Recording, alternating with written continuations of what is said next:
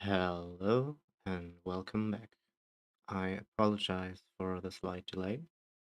Everything has been a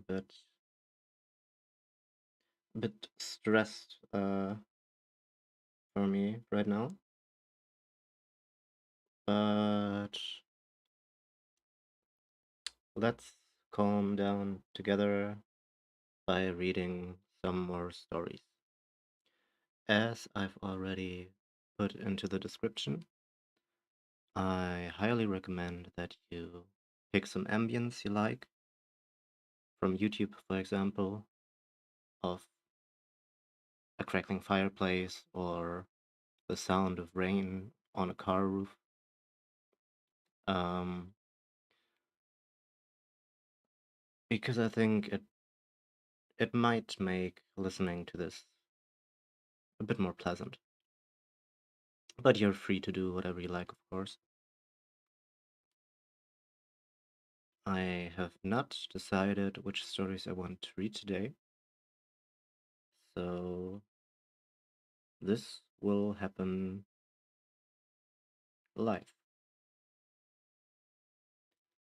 I plan on going for about an hour, perhaps less again,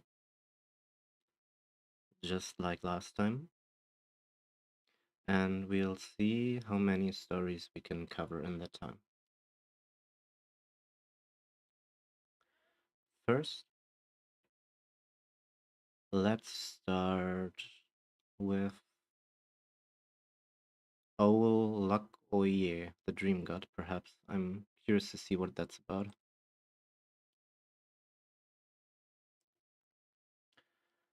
There is nobody in the whole world who knows so many stories as Owl Luck Oye, or who can relate them so nicely. In the evening, while the children are seated at the tea table or in their little chairs, very softly he comes up the stairs, for he walks in his socks. He opens the doors without the slightest noise and throws a small quantity of very fine dust in the little ones' eyes, just enough to prevent them from keeping them open, and so they do not see him. Then he creeps behind them and blows softly upon their necks till their heads begin to droop. But old Look Oye does not wish to hurt them. He is very fond of children and only wants them to be quiet, that he may tell them pretty stories, and he knows they never are quiet until they are in bed and asleep. Old Look Oye seats himself upon the bed as soon as they are asleep. He is nicely dressed, his coat is made of silken stuff. It is impossible to say of what color, for it changes from green to red and from red to blue as he turns from side to side. Under each arm he carries an umbrella, one of them with pictures on the inside. He spreads over good children, and then they dream the most charming stories. But the other umbrella has no pictures, and this he holds over the naughty children, so that they sleep heavily and wake in the morning without having dreamed at all. I'd like to ask you to excuse me for a moment as I close my window. I think there's a good chance that some distracting sounds might find their way into this otherwise. I'll be right back in less than a minute.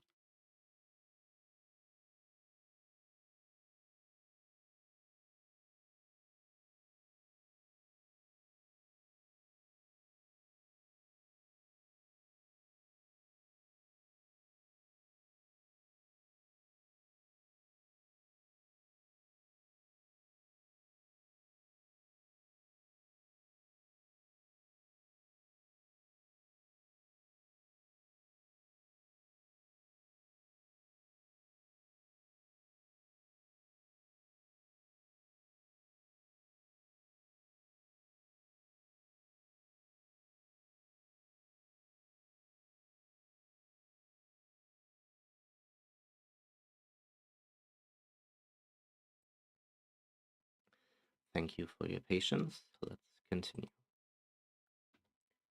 Now we shall hear how old Look came every night during a whole week to a little boy named Hjalmar, and what it was that he told him. There were 7 stories, as there are 7 days in the week. Monday. Now pay attention, said old Look-Oe in the evening, when Hjalmar was in bed, and I will decorate the room. Immediately all the flowers in the flower pots became large trees, with the long branches reaching to the ceiling and stretching along the walls, so that the whole room was like a greenhouse. All the branches were loaded with flowers, each flower as beautiful and as fragrant as a rose, and had any one tasted them, he would have found them sweeter even than jam. The fruit glittered like gold, and there were cakes so full of plums that they were nearly bursting. It was incomparably beautiful. At the same time sounded dismal moans from the table drawer in which lay Hjalmar's schoolbooks. "What can that be now?" said old Look-Oe, going to the table and pulling out the drawer. It was a slate, in such distress because of a wrong figure in a sum that it had almost broken itself to pieces. The pencil pulled and tugged at its string as if it were a little dog that wanted to help but could not. And then came a moan from Hjalmar's copybook. Oh, it was quite terrible to hear. On each leaf stood a row of capital letters, every one having a small letter by its side. This formed a copy. Under these were other letters which Hjalmar had written. They fancied they looked like the copy, but they were mistaken, for they were leaning on one side, as if they intended to fall over the pencil lines. "See, this is the way you should hold yourselves," said the copy. "Look here, you should slope thus, with a graceful curve." "Oh, we are all very willing to do so," said Hjalmar's letters, "but we cannot. We are so wretchedly made."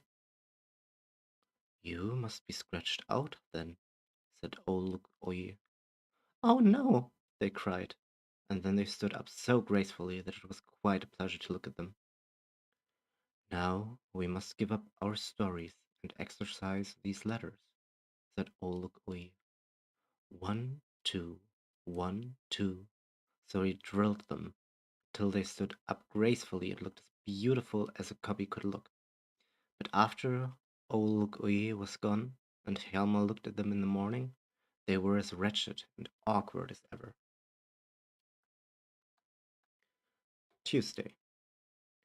As soon as Hjalmar was in bed, old Look-Oye touched with his little magic wand all the furniture in the room, which immediately began to chatter, and each article talked only of itself. Over the chest of drawers hung a large picture in a gilt frame, representing a landscape with fine old trees, flowers in the grass, and a broad stream which flowed through the wood past several castles far out into the wild ocean. Old Look-Oye touched the picture with his magic wand, and immediately the birds began to sing, the branches of the trees rustled, and the clouds moved across the sky, casting their shadows on the landscape beneath them. Then old Look-Oye lifted little Hjalmar up to the frame, placed his feet in the picture, on the high grass, and there he stood with the sun shining down upon him through the branches of the tree. He ran to the water and seated himself in a little boat which lay there, and which was painted red and white. The sails glittered like silver, and 6 swans, each with a golden circle round its neck and a bright blue star on its forehead, drew the boat past the greenwood, where the trees talked of robbers and witches, and the flowers of beautiful little elves and fairies whose histories the butterflies had related to them. Brilliant fish with scales like silver and gold swam after the boat, sometimes making a spring and splashing the water round them, while birds, red and blue and small and great, flew after him in 2 long lines. The gnats danced round them, and the cockchafers cried, "Buzz, buzz." They all wanted to follow Hjalmar, and all had some story to tell him. It was a most delightful sail. Sometimes the forests were thick and dark, sometimes like a beautiful garden, gay with sunshine and flowers. He passed great palaces of glass and of marble, and on the balconies stood princesses whose faces were those of little girls whom Hjalmar knew well, and had often played with. One of the little girls held out her hand, in which was a heart made of sugar, more beautiful than any confectioner ever sold. As Hjalmar sailed by, he caught hold of one side of the sugar heart and held it fast, and the princess held fast too, so that it broke in two pieces. Hjalmar had one piece and the princess the other, but Hjalmar's was larger. At each castle stood little princes acting as sentinels. They presented arms and had golden swords and made it rain plums and tin soldiers, so that they must have been real princes. Hjalmar continued to sail, sometimes through woods, sometimes as it were through large halls, and then by large cities. At last he came to the town where his nurse lived, who had carried him in her arms when he was a very little boy and who had always been kind to him. She nodded and beckoned to him, and then sang the little verses she had herself composed and sent to him. How many hours, how many hours I think on thee, my own dear Hjalmar, still my pride and joy. How have I hung delighted over thee, kissing thy rosy cheeks, my darling boy. Thy first low accents it was mine to hear. To-day my farewell words to thee shall fly.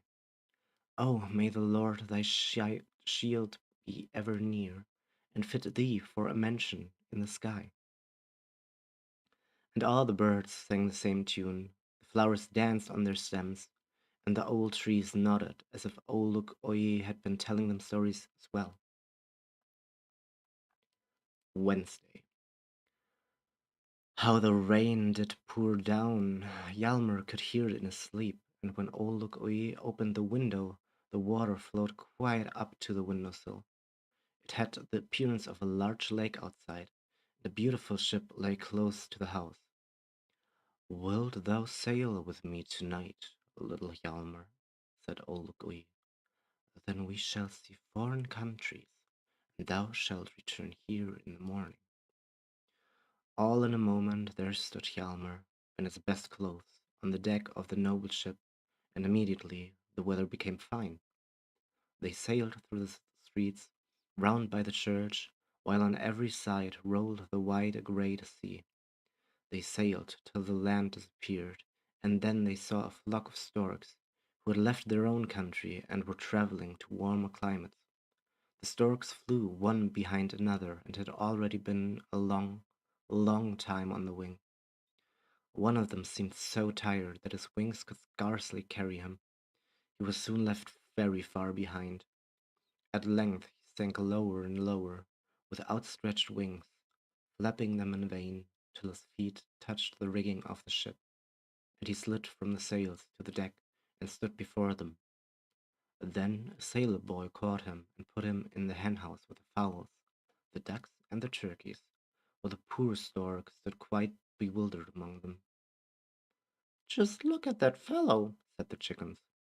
Then the turkey cock puffed himself out as large as he could and inquired who he was, and the ducks waddled backwards, crying, "Quack, quack." The stork told them all about warm Africa, of the pyramids, and of the ostrich, which, like a wild horse, runs across the desert. But the ducks did not understand what he said, and quacked amongst themselves. We are all of the same opinion, namely, that he is stupid. Yes, to be sure, he is stupid, said the turkey cock, and gobbled. Then the stork remained quite silent and thought of his home in Africa. Those are handsome thin legs of yours, said the turkey cock. What do they cost a yard? Quack, quack, quack, grinned the ducks. The stork pretended not to hear. You may as well laugh, said the turkey, for that remark was rather witty. But perhaps it was above you. Is he not clever? He will be a great amusement to us while he remains here. And then he gobbled, and the ducks quacked. Gobble, gobble, quack, quack. What a terrible uproar they made while they were having such fun among themselves. Then Hjalmar went to the hen house and opening the door called to the stork. He hopped out on the deck. He had rested himself now, and he looked happy and seemed as if he nodded to Hjalmar, as if to thank him. Then he spread his wings and flew away to warmer countries, while the hens clucked, the ducks quacked, and the turkey cock's head turned quite scarlet. "Tomorrow you shall be made into soup," said Hjalmar to the fowls, and then he awoke and found himself lying in his little bed. It was a wonderful journey which Old had made him take this night. "What do you think I have here?" said the dream man. "Do not be frightened, and you shall see a little mouse." And then he held out his hand, in which lay a lovely little creature. "It has come to invite you to a wedding. Two little mice are going to be married tonight. They live under the floor of your mother's storeroom, and that must be a fine dwelling place." "But how can I get through the little mouse hole in the floor?" asked the little boy. "Leave me to manage that," said the dream man. "I will soon make you small enough." And then he touched the boy with his magic wand, upon which he became smaller and smaller, until at last he was no longer than a little finger. "Now you can borrow the dress of your tin soldier. I think it will just fit you. It looks well to wear a uniform when you go into company."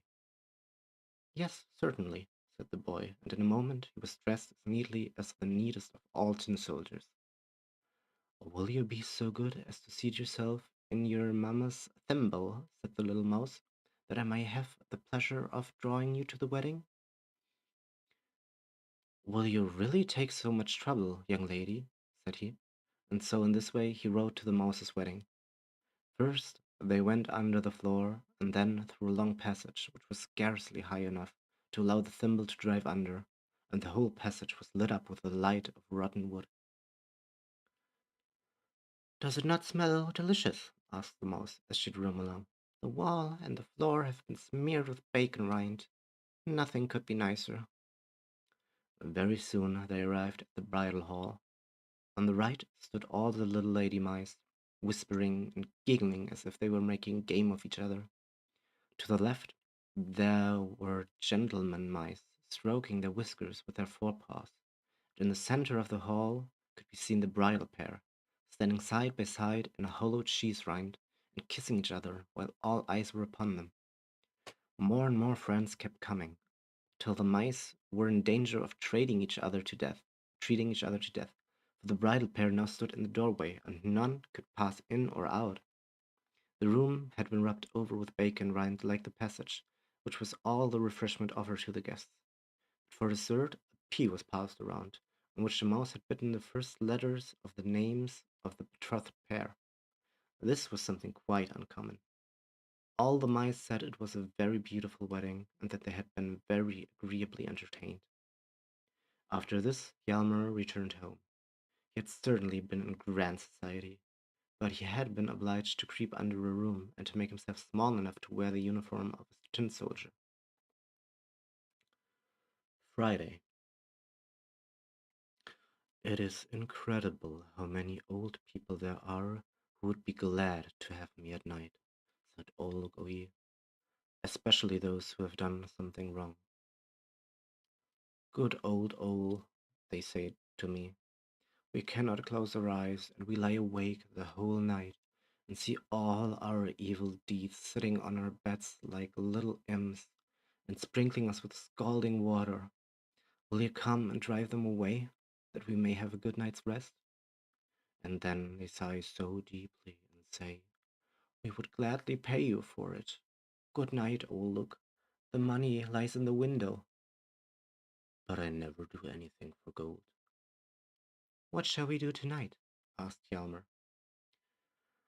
"I do not know whether you would care to go to another wedding," replied old Look Oye, "although it is quite a different affair from the one we saw last night. Your sister's large doll, that is dressed like a man and is called Herman, intends to marry the doll Bertha. It is also the doll's birthday, and they will receive many presents." "Yes, I know that already," said Hjalmar. "My sister always allows her dolls to keep their birthdays or to have a wedding when they require new clothes. That has happened already 100 times, I'm quite sure. Yes, so it may, but tonight is the 101st wedding, and when that has taken place, it must be the last. Therefore, this is to be extremely beautiful. Only look. Hjalmar looked at the table, and there's the little cardboard doll's house, with lights in all the windows, and drawn up before it were the tin soldiers presenting arms. The bridal pair were seated on the floor, leaning against the leg of the table, looking very thoughtful and with good reason. Then old Look Oye, dressed up in grandmother's black gown, married them. As soon as the ceremony was concluded, all the furniture in the room joined in singing a beautiful song, which had been composed by the lead pencil, and which went to the melody of a military tattoo.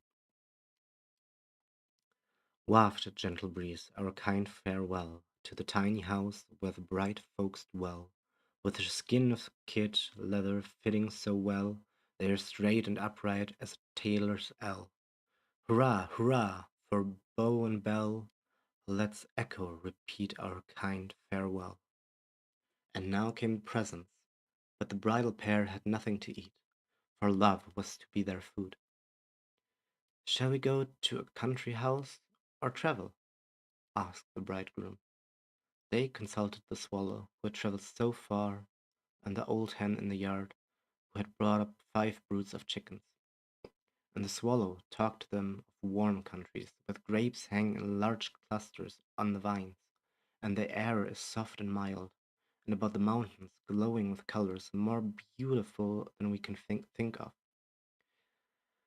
But they have no red cabbage such as we have, said the hen. I was once in the country with my chickens for a whole summer.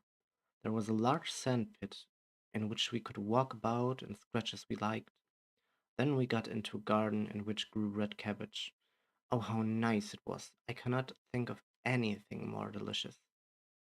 But one cabbage stalk is exactly like another, said the swallow, and here we often have bad weather.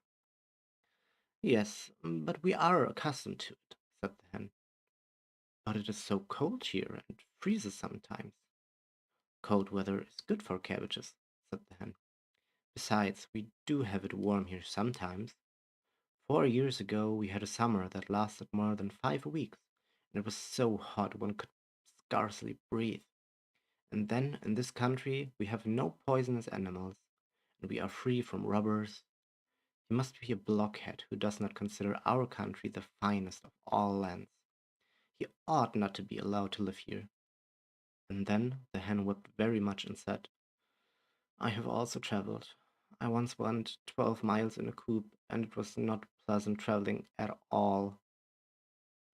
The hen is a sensible woman, said the dull Bertha. I don't care for travelling over the mountains. Just to go up and come down again. No, let us go to the sandpit in front of the gate, and then take a walk in the cabbage garden. And so they settled it. Am I to hear any more stories? Asked little Hjalmar as soon as old Look had sent him to sleep. We shall have no time this evening, said he, spreading out his prettiest umbrella over the child. Look at these Chinese people. Oh, um, was Saturday, so let me begin this paragraph again. Saturday. Am I to hear any more stories? Asked little Hjalmar, as soon as old Look had sent him to sleep. We shall have no time this evening, said he, spreading out his prettiest umbrella over the child. Look at these Chinese people. And then the whole umbrella appeared like a large china bowl, with blue trees and pointed bridges upon which stood little Chinamen nodding their heads. We must make all the world beautiful for tomorrow morning, said old Oi, for it will be a holiday. It is Sunday. I must now go to the church steeple and see if the little sprites who live there have polished the bells so that they may sound sweetly. Then I must go into the fields and see if the wind has blown the dust from the grass and the leaves, and the most difficult task of all which I have to do is to take down all the stars and brighten them up.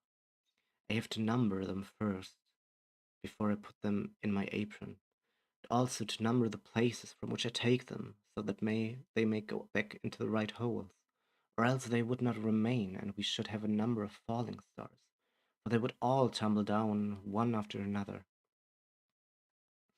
Hark ye, Mr. Lucoye, said an old portrait which hung on the wall of Hjalmar's room. Do you know me? I am Hjalmar's great-grandfather. I thank you for telling the boy stories, but you must not confuse his ideas. The stars cannot be taken down from the sky and polished.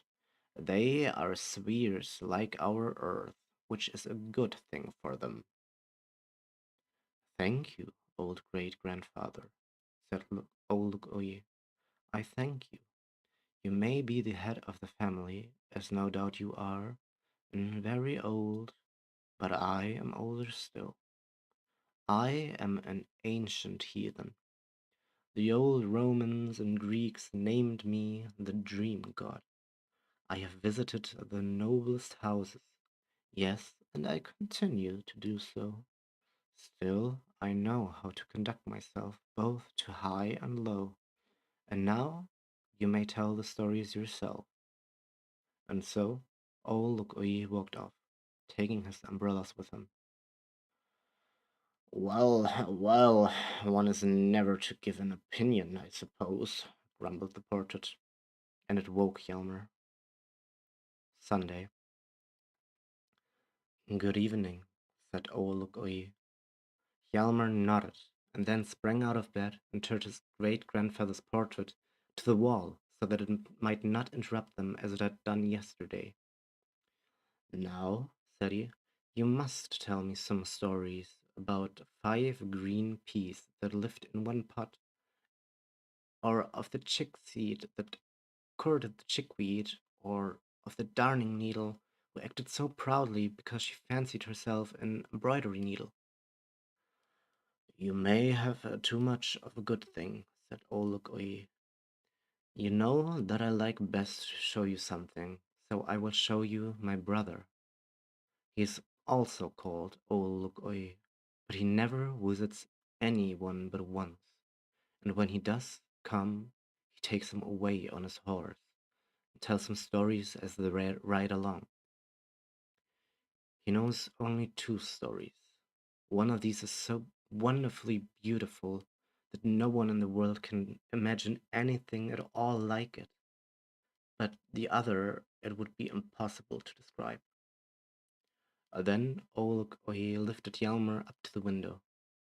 And there, now you can see my brother, the other old Oye. He is also called Death.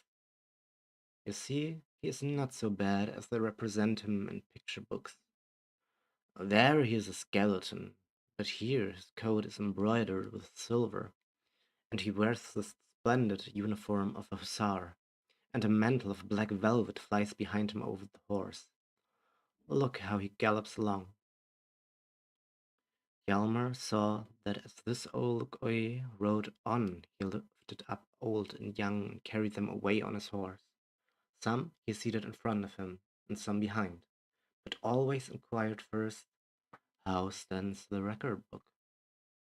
Good, they all answered. Yes, but let me see for myself, he replied, and they were obliged to give him the books.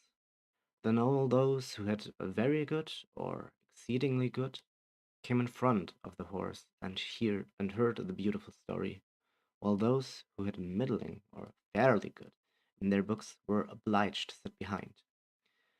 They cried and wanted to jump down from the horse, but they could not get free, for they seemed fastened to the seat.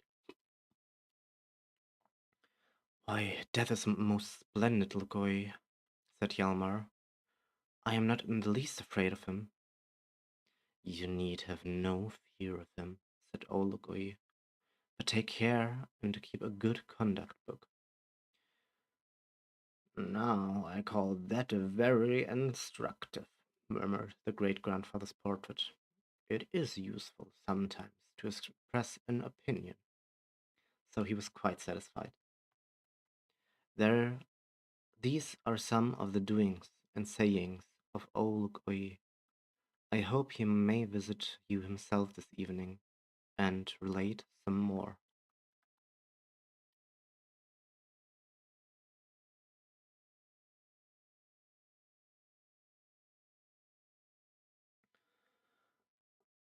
That was the story called Owl Look Oye, the Dream God.